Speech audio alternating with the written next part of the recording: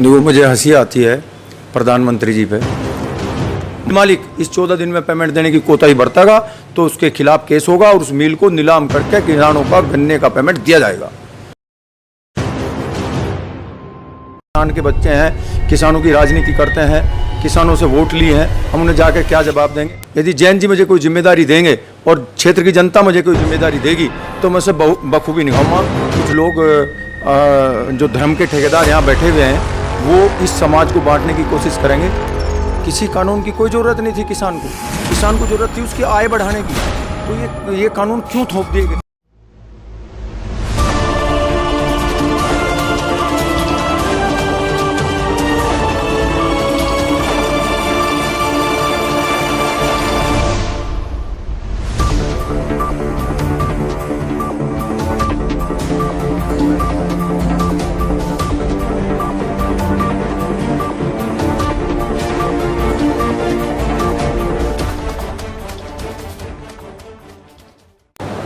UP विधानसभा 2022 के चुनाव का आगाज अभी कुछ ही महीनों बाद होने वाला है। इसको लेकर जितनी भी हमारी पार्टियां हैं, सपा, बसपा, रालोद और भाजपा, ये इनमें सरगर्मियां तेज हो चुकी है। इसको लेकर जितने दावेदार हैं, जिन पार्टियों के जो दावेदार हैं उनकी भी दावेदारी बढ़ चुकी है और क्षेत्र में अपने अपने जो पार्टियों की नीतियाँ हैं उनके बारे में व्याख्यान लोगों के सामने किया जा रहा है।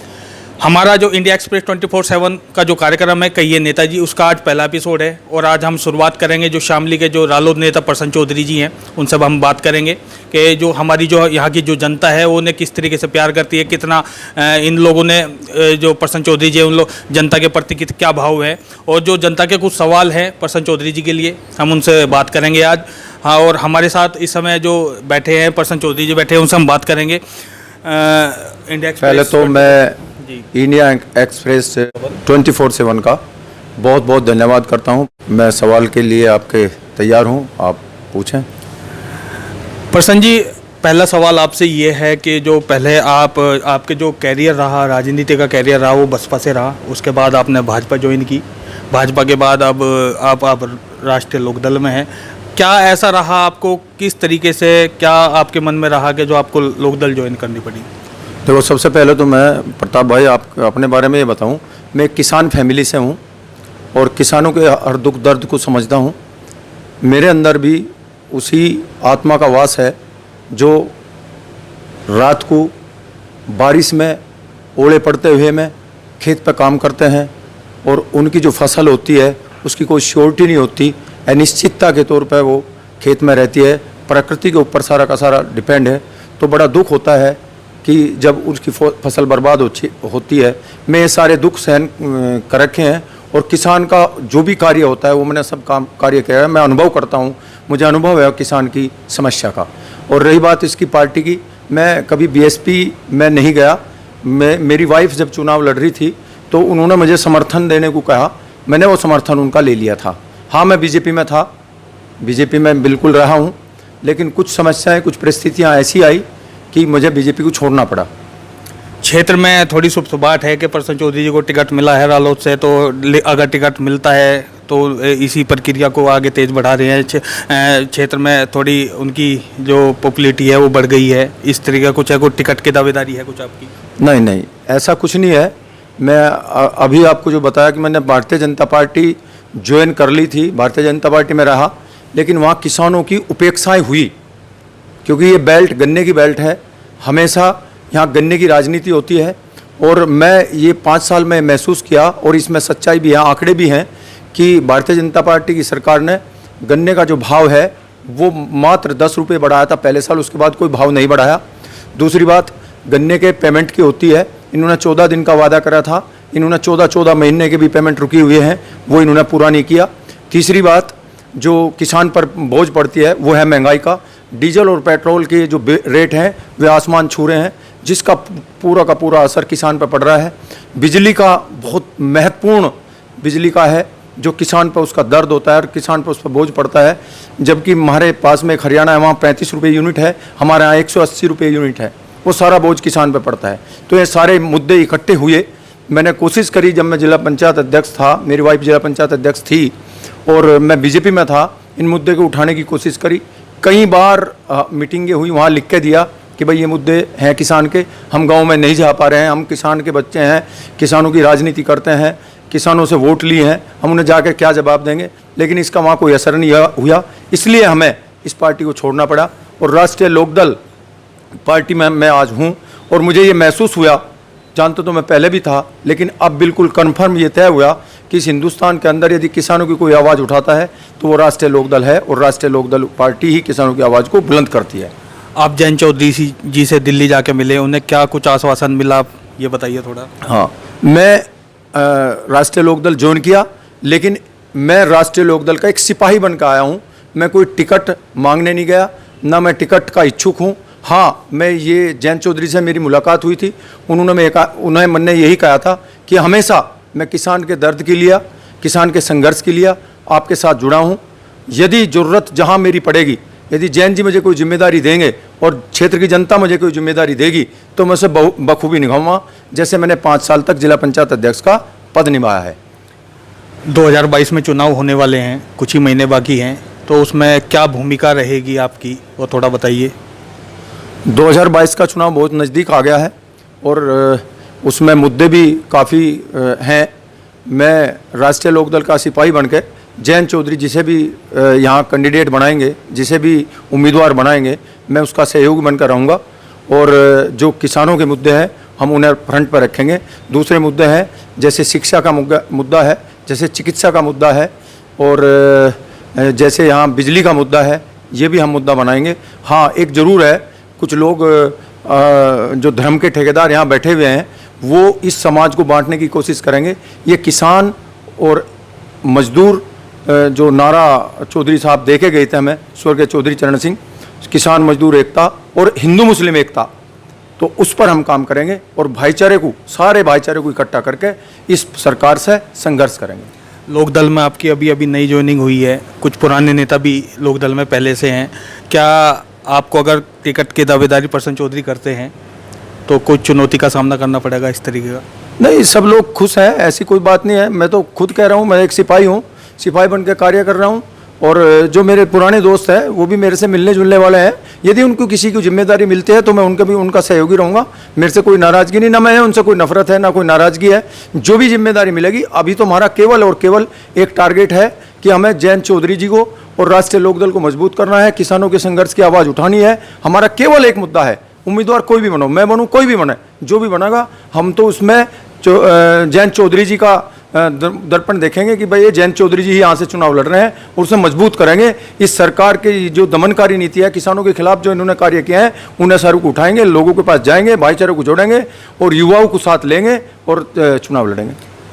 9 महीने से भारतीय किसान यूनियन ने गाजीपुर बॉर्डर और अदर बॉर्डरों पर धरना दिया हुआ है कृषि कानून को लेकर। भाजपा का कहना है कि कृषि कानून बिल्कुल सही है, किसान हित में है, और जो और अगेंस्ट पार्टियां हैं वो कहते हैं कि ये काला कानून है। इसमें काला क्या है, थोड़ा बताइएगा। पहले तो बात यह है, देखो, कोई कानून यदि आ जाए और जब उसका मूल्यांकन सही होता है, पर तब जब किसी कानून की ज़रूरत नहीं थी, किसी कानून की कोई ज़रूरत नहीं थी किसान को ज़रूरत थी उसकी आय बढ़ाने की, तो ये कानून क्यों थोप दिए गए। दूसरी बात यह है, उसमें 2-3 पॉइंट है, जैसे एमएसपी का है, उसमें एमएसपी की कोई गारंटी नहीं दी गई। उसमें जो मंडी है, मंडी में भी दो रास्ते बता दिए गए, एक प्राइवेट मंडी, एक सरकारी मंडी। किसान परेशान हो जाएगा। हमारे यहाँ का किसान 5 बीघे, 10 बीघे, 15 बीघे वाला है, वो अपनी फसल अपने ज़िले में और अपने गांव में बेच सकता है। वो यदि उसे कोई कहने लगे तू मध्य प्रदेश में चले जा, तू गुजरात में चले जा, वो बिल्कुल नहीं जा सकता। ज़्यादा से ज़्यादा इतना हो सकता है कि ज़्यादा से हरियाणा में जा सकता है। उसको तो वहाँ वहीं चाहिए, जो पुरानी मंडी थी वही मंडी यदि चालू हो जाए और उन मंडियों पर सरकार ध्यान दे और किसान की जो आय है सच में और दिल से उनकी आय की बढ़ाने का कार्य करे। सरकार ने जो अपने कार्य किए हैं, वो महंगाई बढ़ाई है, डीजल पेट्रोल पर रेट बढ़ाए हैं, बिजली के बिल पर रेट बढ़ाए हैं, खाद्य जो उसको खाद डालता है उस पर रेट बढ़ाए हैं, पेस्टिसाइड जो वो डालता है उस पर रेट बढ़ाए हैं। किसान की आय तो चौथाई रहेगी जो वो दुगनी कह रहे थे, और ऊपर से काला कानून थोपने की कोशिश करी जा रही है। पार्टी अगर आपको जिम्मेदारी देती है तो आपके क्या मुद्दे रहेंगे क्षेत्र वालों के लिए, क्या आपका विकास कार्यों के लिए क्या हो रहेगा, बताइए। देखो, मैं सबसे पहले में यही बात कही थी, मैं किसान फैमिली से हूँ, मैं हमेशा किसान के मुद्दे उठाऊंगा। दूसरा मुद्दा यहाँ जो सबसे बड़ा है वो बेरोजगारी का भी है, चिकित्सा का भी है, क्योंकि कोरोना काल में जो जीवनदायिनी ऑक्सीजन थी वो भी ये सरकार उपलब्ध नहीं करा पाई। पता नहीं कितने लोग इस ऑक्सीजन की कमी के कारण स्वर्ग सिधार गए और उनकी मौत होगी। तो हम यदि हमें कोई जिम्मेदारी मिलती है और यदि राष्ट्रीय लोकदल और हमारे जयंत चौधरी की हिस्सेदारी लखनऊ में होती है तो सबसे पहला काम होगा किसानों की आय को बढ़ाना। जो यहाँ गन्ने का क्षेत्र है उस गन्ने के क्षेत्र में गन्ने का भाव सही मिले और गन्ने का पेमेंट टाइम पे हो, वो 14 दिन में हो। दूसरा हमारा मुद्दा रहेगा जो यहाँ बेरोजगारी हुई है उसको उसमें रोजगार दिलवाना युवाओं को। तीसरा मुद्दा रहेगा यहाँ चिकित्सा जो बेहाल हो चुकी है उस चिकित्सा में हर साधन उपलब्ध हो, क्योंकि एक आदमी की ज़रूरत शिक्षा और चिकित्सा होती है। सबसे पहला ध्यान शिक्षा पर और चिकित्सा पर रहेगा। बेरोजगारी तो है ही है हमारे यहाँ क्षेत्र में, पूरे भारत में बेरोजगारी के ऊपर मुद्दा उठता है। मगर जो अब हमारे जो युवा हैं, युवाओं के लिए जो आपने हरियाणा में देखा हो, हरियाणा में जो युवा हैं वे खेलते हैं, उनके लिए स्पोर्ट्स फैसिलिटी बहुत है। हमारे यहाँ जो युवा है उनके लिए स्पोर्ट्स फैसिलिटी नहीं मिल पाती। हमारे ज़िले में भी कोई इतना बड़ा ग्राउंड नहीं है जिसमें जो यहाँ के युवा कुछ प्रैक्टिस कर सके। उसके लिए क्या युवाओं के लिए क्या रहेगा आपका? आपकी बात बिल्कुल सही है प्रताप। ये इस सरकार ने भी 5 साल तक पूरे गुजार दिए, 4.5 साल हो गए हैं, लेकिन जो योजनाएं बनाई उन पर कोई कार्य नहीं हुआ। हमारी प्राथमिकता युवाओं को रोजगार दिलवाना और युवाओं को खेल में लगाना, और गांव-गांव में यदि स्टेडियम हो जाए तो उससे बेहतर और कोई नहीं हो सकता। और यदि गांव-गांव में भी नहीं करा सकेंगे, जहां जगह उपलब्ध होगी कम से कम 4-5 गाँव में एक स्टेडियम बन जाए और हमारा युवा वहाँ प्रैक्टिस करे, क्योंकि पास में हरियाणा है, वहाँ गांव-गांव में स्टेडियम है और वहाँ खेल के प्रति रुझान है। हमारे यहाँ भी ये क्षेत्र भी ऐसा ही है। यहाँ का क्षेत्र जो है संघर्षशाली है, जज्बे वाला है, मेहनत करने वाला है, और यहाँ का युवा भी ऐसा ही है, लेकिन उसे साधन नहीं मिलते। इन साधनों की कमी है। हम कोशिश करेंगे यदि हम सत्ता में आए, और ये उम्मीद करी जा रही है अब जयंत चौधरी जी की सरकार में हिस्सेदारी बनी तो युवाओं को प्रोत्साहन देकर और खेल के प्रति उनका रुझान पैदा करा जाएगा, और जहाँ पॉसिबल होगा, जहाँ संभव होगा, वहाँ स्टेडियम बनाए जाएंगे। तो ये हमारे साथ है प्रसन्न चौधरी जी। इनका साफ तौर से कहना है जो इनकी सरकार आएगी तो उसमें युवाओं पर विशेष ध्यान दिया जाएगा, जो विकास के कार्य हैं वे पूरे किए जाएंगे। और इसी के साथ उनका ये भी कहना है कि सरकार में भागीदारी रहेगी और विकास का जो गंगा है वो बहेगी। 2017 में प्रधानमंत्री जी ने भरे मंच से ये बात कही थी कि जो हमारे गन्ना किसान हैं उनका जो भुगतान होगा 14 दिन के अंदर भुगतान करा दिया जाएगा, जबकि हमारे गन्ना मंत्री भी इसी ज़िले से हैं, सुरेश राणा जी।